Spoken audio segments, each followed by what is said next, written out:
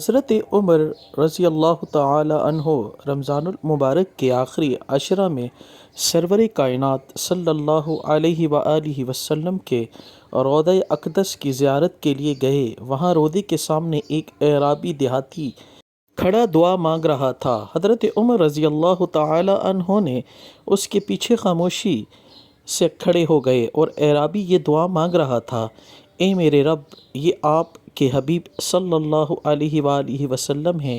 میں آپ کا بندہ غلام ہوں اور شیطان آپ کا دشمن ہے۔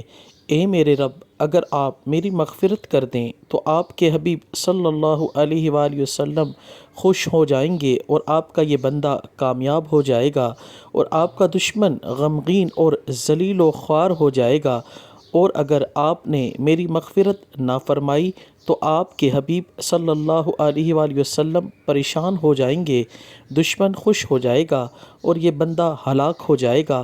آپ بہت کرم اور عزت و شرف والے، اس بات سے بہت بلند و بالا ہیں کہ آپ اپنے حبیب صلی اللہ علیہ وآلہ وسلم کو پریشان، اپنے دشمن کو خوش اور اپنے بندے کو ہلاک کریں۔ اے میرے اللہ، شرفاء عرب کا دستور ہے کہ جب ان میں سے کسی سردار کا انتقال ہو جاتا ہے تو اس کی قبر پر اس کے تمام غلاموں کو آزاد کر دیا جاتا ہے، اور یہ تو تمام جہانوں کے سردار کی قبر مبارک ہے۔ مجھے ان کی قبر مبارک پر جہنم کی آگ سے آزاد فرما۔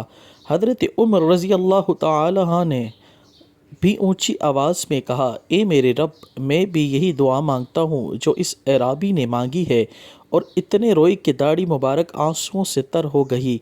اب ہم بھی یہ دعا کرتے ہیں کہ اے ہمارے پروردگار رب کریم، ہم یہی دعا کرتے ہیں جو اس اعرابی نے کی تھی، ہماری، ہمارے آباء و اجداد کی، ہماری ماؤں کی، ہمارے تمام رشتہ داروں اور تمام لوگوں جن کا ہم پر حق ہے، ان سب کو جہنم کی آگ سے آزاد فرما۔ آمین یا رب العالمین۔ اللہ رب کریم ہماری دعاؤں کو قبول و منظور فرمائے۔ آمین یا رب العالمین۔ تمام احباب سے گزارش ہے، ایسی معلومات اور ایسی اسلامی دعائیں اور ایسے واقعات جاننے اور سننے کے لیے ہمارے اس چینل سے منسلک رہیں اور ہمارے بیل آئیکن اور سبسکرائب کر دیں چینل کو، تاکہ آنے والی تمام معلومات آپ کو وقتاً فوقتاً ملتی رہیں۔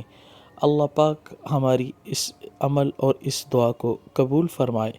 آمین یا رب العالمین۔ جزاک اللہ۔